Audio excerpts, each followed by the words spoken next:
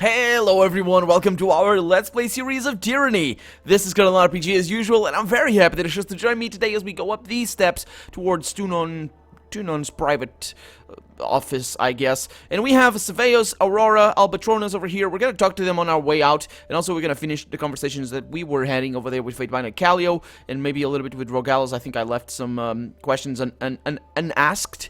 And also to these guys, they're apparently both very upset with the situation because they got, well, they're under observation, I guess. And look at that, there's the sigil of Tunon, and up here there's the sigil of Kairos. I thought, yeah, I didn't notice that there were two of them. It makes sense that there's two of them because, you know, either having just one or just the other would be either disrespectful or just kind of submissive. Although it is the Overlord Kairos, but here is the guy. Here is Tunon. The Overlord, no, not the Overlord, the Archon of Justice. The ornament atop the throne resembles Tunon's mask. It does? Huh. It always seems to meet your gaze, regardless of where you are standing. Yeah, that's one of his masks anyway, because apparently he has had many. Okay, let's have a chat with the guy and see what he has to say. This civil war, this feud, is an insult to Kairos' peace. Yeah. It should not have taken the better part of a year to silence the last vestiges of the Oathbreakers. Well, I'm gonna say nothing here. Let's see what happens, but yeah, he regards you with thoughtful silence. Our allies squabble while our enemies regroup. It falls upon the court to measure the extent of the damage, and to execute the agents of disorder. I suspect that treachery, negligence, disunity, and greed have infected one or both of our esteemed allies. Until you are instructed otherwise, this matter is the court's primary focus. Graven Ash and the voices of Nerat must be examined in close detail. You are charged with observing the Archons and presenting your case that one of them has wrought chaos and disorder upon the tiers. Could they both be guilty? It's possible, but the momentum of the conquest up to this point suggests otherwise. The failure at Vendrian's Well implies a coordinated will behind the chaos. As always, you will be held accountable for what you do in the court's name, but you are free to conduct your investigation in the manner of your choosing. You must expect lies, misdirection, and manipulation. Suffer not such obstructions of justice.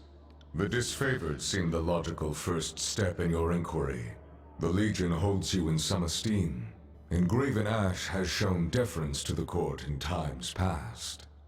No doubt the disfavored will be rife with accusations and evidence against the voices of Nerat. Graven Ash is a noble man, but never underestimate his capacity for deception. A wise general succeeds by knowing when to be unreadable to the enemy.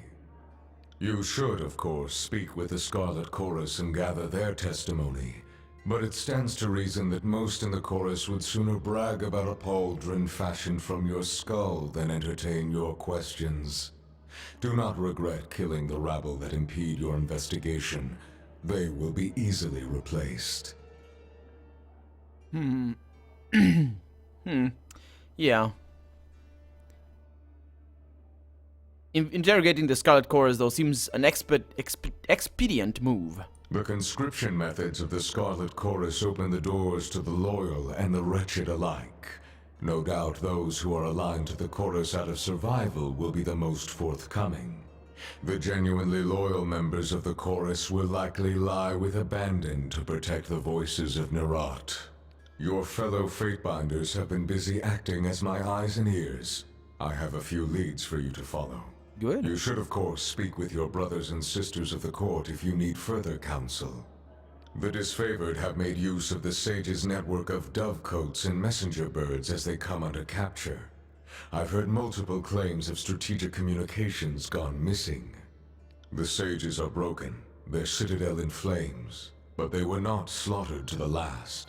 Some of their numbers still congregate around the smoking husk of their burning library.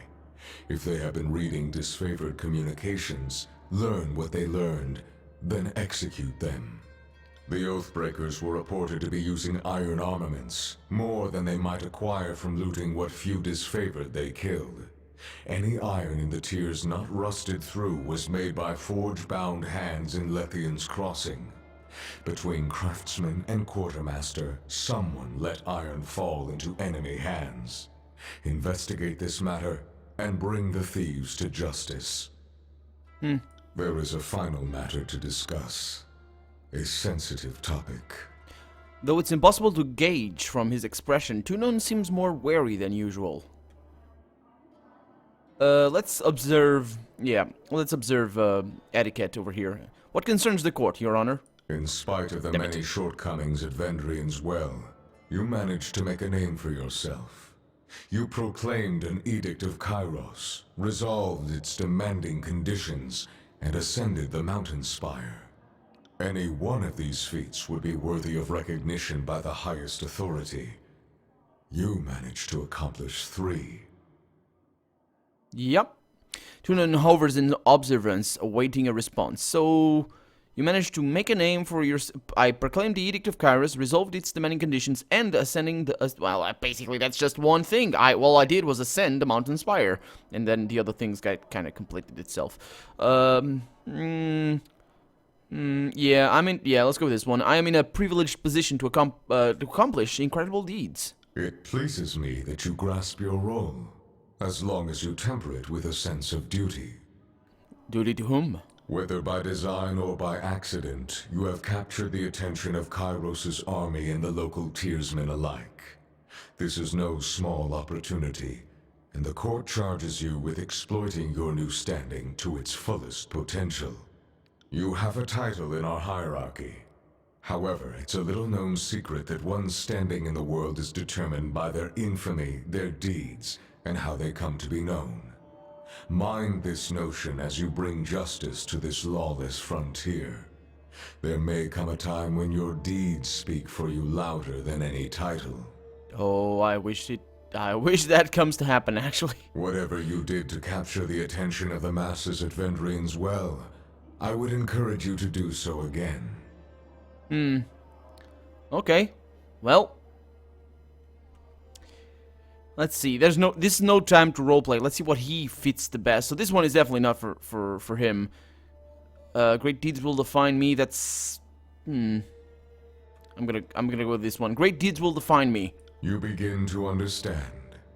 Whether your acts are favorable or heinous, it falls to you to bring greatness to this campaign. You are dismissed. Should the court have need of your presence, you will receive word. Go forth and do my bidding, and bring glory and honor to the tiers in Kairos' name. Tunon raps his gavel against the floor, the singular note resounding throughout the hall, and that's what we heard. And he's gone. And I leveled up, which is a bad thing, because I needed to learn. On it. Damn it. Anyway, well, we need to train as well. Oh, Tunon, what the hell are you doing over here, man? May I? Is that okay? Is that okay for me to be here? You return, he says. It is gratifying to see that the war has not caused you to forget your roots. What is it you wish to know? Well, tell me of Kairos. Oh, there it is. Kairos is our overlord. She... Oh, it's a she. Then it's an overlady. Why'd you guys not say... Why'd you guys not say that she was a she before? Damn it. And how is she a she? I thought she was a god. This... Okay, well, I'm looking forward to meeting her. She ushers us from the brink of chaos with a stern hand and gestures to the way of peace. We are only too eager to follow in her perfect example. How old is she? By our reckoning, her age upon Terratus is magnificent. Her true span defies measurement by our limited construct of time. It would be a waste to spend our few pitiable years attempting to solve that riddle of existence. Think of Kairos not as a subject to beginnings or endings. Kairos is, and Kairos will ever be. Yeah, see, I thought that as well. So apparently she has a gender. Sure. Okay. What's your relationship with Kairos? She is my master, and I, her dutiful pupil. In this respect, you and I are no different. I have the honor of Kairos' confidence. She trusts me to enact her law upon the boundless territory of her role. I am only too grateful to serve. I am the voice of Kairos' will, the arbinger of her judgment, and the arm of her justice. Do you think her laws are fair? Oh, damn it. And now we are tier 1 in Wrath. That's okay. That is an irrelevant question, says Tunon. Kharas is law. It is the responsibility of fairness to conform to Kharas' definition of it, and anyone who believes otherwise is an agent of anarchy. Well, you didn't answer my questions, you just said words, but sure. Which means, wait a minute, this might mean something. Or he's just spouting whatever he's supposed to say.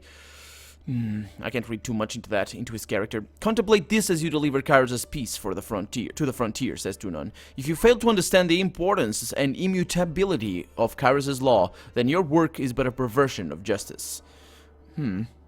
I couldn't help notice that you refer to Kharas as a woman. And again, I draw his wrath. Whatever. Still not tier 2, so it should be okay. Beware of that trajectory of thought, he says. Save for her perfection, there is little about Kharas to which we could ascribe recognizable attributes. A power as distant and unknowledgeable as the Overlord should transcend our petty dualities. Then you should default to he. Isn't that how the English language works?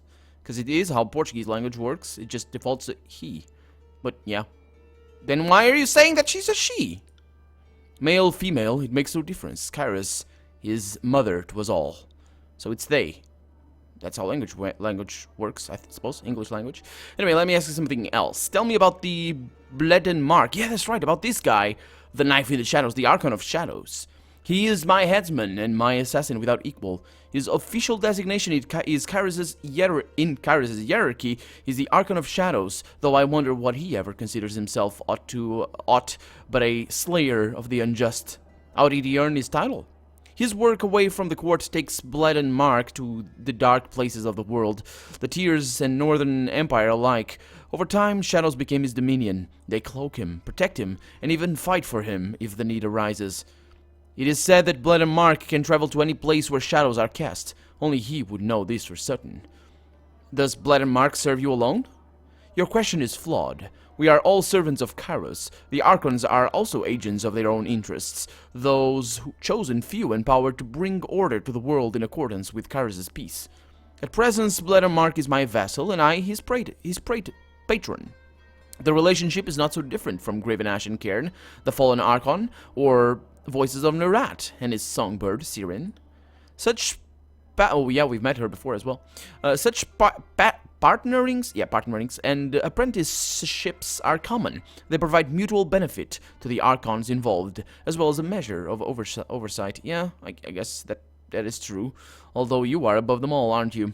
Well, okay, back to my other questions. Of course, if I said that, he would draw more wrath. And man, this guy angers quickly. Man, I mean, I did gain his favor pretty fast, but I should probably be at favor 4 by now. I'm curious about you, Archon. Curiosity is not a trait that I encourage in my servants. Really? Well, I don't like this guy. Let's just go with that. I don't like Tunon because he's an idiot. Too often have I witnessed such activity leading down a path to lawlessness. Well, yeah, if you're investigating... Yeah, he's an idiot. I mean, he's just... Or he's too control-y, which is bad either way. I don't like him. However, if you feel that a better understanding of me will inform your work, then I will allow it. What would you know? Tell me about your rise to become adjudicator. Oh, we're gonna hand this conversation and he's gonna be so mad at us. Oh, he didn't get pissed. Curb your ambition, student. My path to these days is not one that could be replicated under any circumstances. However, if your curiosity is determined, I will tell you my story. Let's see. Let's suck up a little bit. Forgive me, Your Honor. If your story can teach me nothing of power, then nope, let's not go with that. My sage friend here would add it to his chronicles. No, let's not go with that, although I don't think that is gonna work. And of course, I'm talking about, I always forget his name. But yeah, let's go with this one. Forgive me, Your Honor, I only wish to know my master better. I came into the world... He doesn't care, holy crap. I came into the world centuries ago, he says, before the dream of a unified Northern Empire was fully realized. My home country lay far from the borders of Kharas' realm, and our conquest was a matter of distant speculation. Decades before rumor of Kharas' approach grew in panicked volume, I familiarized myself with the intricacies of her law. It took me no time at all to realize the benefits of our invaluable subjugation. It I took it upon myself to rise in my country's governance as an arbiter of law and drafter of covenants, building some notoriety for my execution of fair justice. As my influence and trust of my people evolved, my decisions transcended to define future precedent. Which means basically you made examples of people. Is that what you mean? Is that because that's what that means, right? Yeah, let's go. Let's ask him to go on. What my countrymen could not have surmised was that I was woven into our customs. I had woven into our customs the very backbone of Kairos' law. I set the stage for the conquest of our floundering nation to join the Overlord's army, or empire. By the time the Overlord's armies presented themselves and offered terms of surrender, we had adopted Kairos' peace in all but name. Our absorption into the Northern Empire was a matter of legal formality, negligible changes to our already beloved document of law. Wait a minute, you were a leader? Wait a minute, I came into the world centuries ago, unified before the dream. Okay, so my home country and conquest was... Okay, decade before rumors of Kairos, I familiarized myself with the intricacy of our law. It took me no time. Okay. To rise in my country's governance, yeah, as an arbiter of law, in drafter of covenant. So basically he rose as a politician, and then basically worked from within to betray his country. Huh. Is that what he's doing right now? I doubt it. It would kind of make very little sense, but that's the sum of it all. So yeah, let's continue. The people credited me as the architect of peace, and for a time called me Tunon the Fair. As my importance grew in their estimate, Kairos could not help but learn of the part I played in her bloodless victory.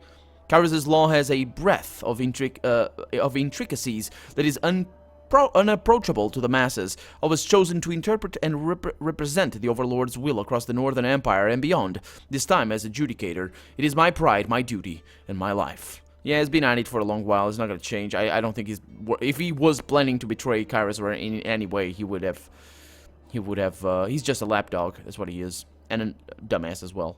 What does it mean to be an Archon? I am a figure of power and significance, and under Kairos' mandate, I am able to exercise my authority for the benefit of all. Had I not earned the Overlord's approval, I would not stand tall before you. Did you come into power yourself, or did Kairos foster your talents? Oh yeah, that's right. Huh. An astute question, he says. Doubtless, I exhibited some spark of potential on my own, insignificant though enough to accomplish deeds of note. Only under Kairos' tutelage have I grown to these heights. Oh, okay, so that question is after he joined. Yeah, sure. Could anyone become an Archon? Absolutely not. Only a precious few grow into this authority. Were it otherwise, Terratas would descend into pandemonium. Of those few who rise into power, fewer still have the self-control to make lawful use of their talents. And of those who can, fewer still are deemed worthy of Kairos' approval.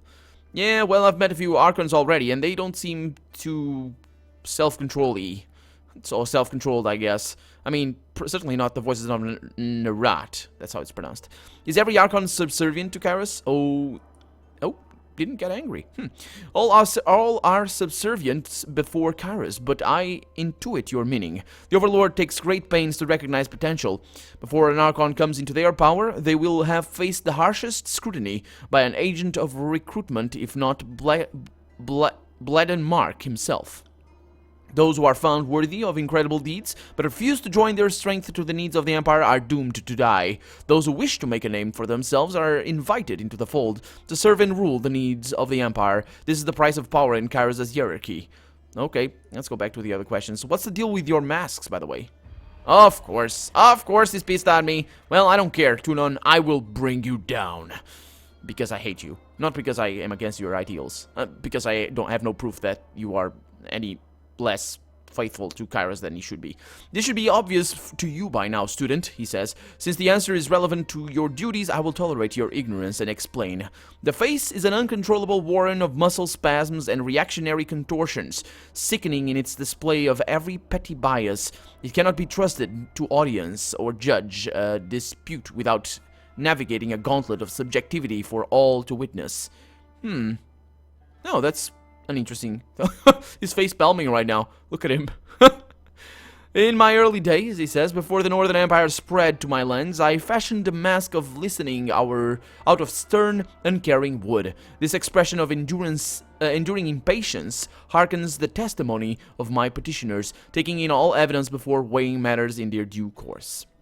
Later in my career, Kairos' self gifted me the mask of resolve. You will find it almost identical to the mask of listening, save for the brow furrowed in contemplation and weighed down by the burden of judgment. This is the face that dispenses law, often the most exacting and unforgiving sort. I wore it when I brought Kairos' devastating judgment to the bastard city, and doubtless I will wear it again. What would you look like underneath the masks? He hovers in silence, staring down at you. Your Honor? I know how to push him now. It's hard to please him. I just love pushing people that are hard to please. Because, you know, it's their own fault. He's getting all wrought because he's a dummy.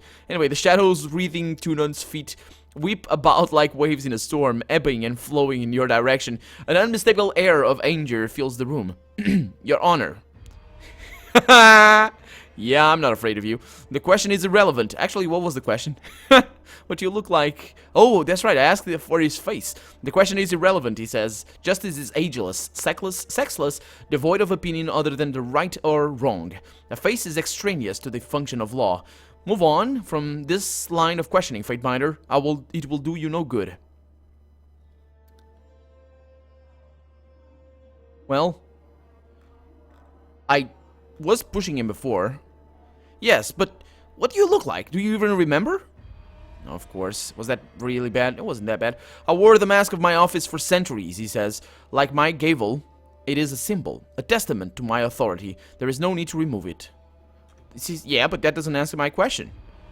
Oh, he's pushing me away.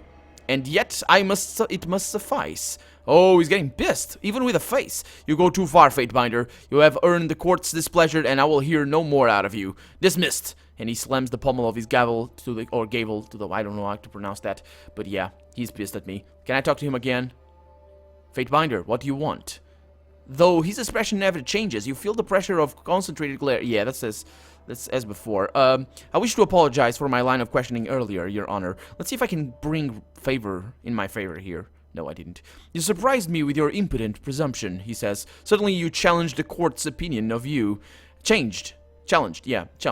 And yet I will not hold you in my permanent contempt. In spite of the disrespect you showed this court, the right to cross-examine a testimony is yours by law, of which we are both subjects. For your own sake, I hope you show prudence in the future. Thank you, Your Honor. I have some questions, though. What is it you wish to know? Okay, I wish to speak about matters of law. Then you are well situated, for my court is the legal heart of this corrupt and uncivilized realm. What matters draw your curiosity? You are already well versed in Kairos' law, but I am happy to discuss the particulars. Oh, when I ask the stupid questions, he's gonna get pissed. Like any bad teacher. Anyway, I wish to discuss Kairos' peace. The cornerstone of our wartime efforts, of course. Kairos' peace guarantees all willing supplicants under the Overlord's authority a place in her world. The exact wording of the bylaw is your life is not yours to discard. The Overlord has plans for you. This extends to several spheres of influence. Among others, it grants protection to enemies who surrender in a time of war, and it forbids suicide. To dispense with the Overlord's vassal and property is prohibited. Okay, remind me how the Overlord's name may be used? It is not forbidden to cross one's tongue with Kairos' name, but it behooves one to use caution and respect. The Overlord's name is not yours to give, whether to progeny, product, location, or abstraction. Slander of the Overlord is punishable by death. There is only one Kairos, and her name is safeguarded. No one may say Kairos and have it obfuscated by a second meaning. Neither, that's basically, it can't be used as a swear word. Neither will her name be associated to trivialities. A gambler will not attribute his fortune to Kairos' luck, or his misfortune to Kairos' scorn. Such an association lowers the Overlord in the public estimate, and is rightful considered slander most foul. Okay, so my place in this whole thing is to judge what is trivial and what is not. Look at that! Do you see how stupid these laws are? That's the problem. That's the problem right there. Anyway, let's discuss the old walls. I think I'm going there right away after this thing. Actually, we still need to talk to the court, but yeah, I'm going there because that's all one of our quests. So let's see what happens. The old walls are forbidden, as are their contents and their denizens. Owning an item from the old walls is considered trespass, regardless of how it came into your possession. Mind that in the course of your travels, as the old walls extend across much of the tiers and Northern Empire alike. Kairos permits her servants to pass only where she has sculptured the landscape to permit traverse. Under no circumstances are you to enter a breach in the old walls, even for a task as innocent as crossing to the other side. Well, I will do that, because I am the word of law. You are as well, but sure. If these restrictions seem too severe, I would remind you that they are for the protection of Kairos' subjects. The Overlord has no desire to see harm needlessly inflicted upon her loyal followers. Okay, remind me of the Magician's Folly. Oh, I know of this one. So practitioners of the arcane arts must be sanctioned by one of Kairos' guilds, such as the Bloodchanters or Forge Bound, which are the mages that forge iron. Rogue magicians with a tenuous grasp of unknown powers will not be tolerated. A sanctioned mage whose spellcasting causes damage to life or property is lawfully deemed innocent. As long as they practice their arts in the service of Kairos, all is forgiven. Yeah, that actually makes total sense. It's basically a warrant for screw-ups with the magic. Yep. So let's speak of quotas and sharing. The harvest moons and blights by the will of... The harvest blooms and blights by the will of Kairos, he says. In times of lean, you will be fed. In times of wealth, you will feed others. This law is a sizable category under itself, serving many needs at once, trade and tax being only two examples. The broadest intent of the law is to empower Kairos' subjects to care for their neighbor and expect care in return. Actually, I think I'm peering a little bit into Kairos' law over here. I'll talk about that in a little bit. You might take note of the law's application to trade. A merchant's rights to peddle their wares is defined by permits granted annually. The regional authority has the right to decide if a merchant sells cabbage one year and sandals the next. Anyone breaking through their restrictions is subject to immediate forfeiture of all assets. You need not concern yourself over the nuances, at least until they apply to this contested realm in a time of peace. Yeah, it seems pretty straightforward, actually, not very nuanced. But yeah, I think I'm beginning to understand a little bit of the Kairos law. What he means by what really struck me is that he said that it's too complicated for anybody to know, and that he took it upon himself to know Kairos' law. And what is actually, I think, historically the case is that a law like this, while it is very complicated. It's got many ramifications and all of that, but the problem is you can tell by some of the laws that are over here. It's an archaic law. It's a sort of an old school sort of law. It's not.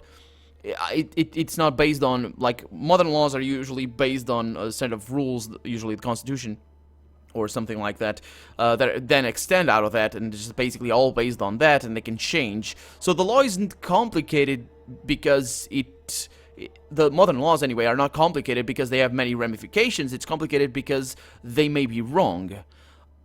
In this case, and in archaic law systems, that is not the case. Usually because it's based on somebody's approval and disapproval of things. So it's impossible for a law to be wrong. And that's actually one of the first things he said. So it makes total sense that it would be too complicated for people to understand because it's too overly complex and not actually doing a good job at it. So the laws usually will be pretty simple. The problem is because the law can never be wrong, it means that it will have to be detailed over and over and over again, and that's why it's so complex. And but of course I'm not a lawman or anything. I've never had any history of law or class or anything like that. So this is just my understanding, but I think that's not too far from the truth here. I do have a degree in archaeology, which lets me know a little bit of history, so that helps me there a little bit, but not about law. So feel free to chip in the comments. But yeah, getting a little bit better grasp on Tunon's law over here, and also ending the episode because we're out of time. So I hope you guys enjoyed it. It was all very much about Tunon over here, but he's an interesting character. I don't like him, but as a person, but as a character, he's interesting, and hopefully it will unfold as the game moves on. So for now, I'm Colonel RPG, and this has been Tyranny. I really hope you've enjoyed it, and if you did, go ahead and leave a comment, like the video, but above all, thank you so much for watching, and I hope I'll see you next episode. Bye-bye.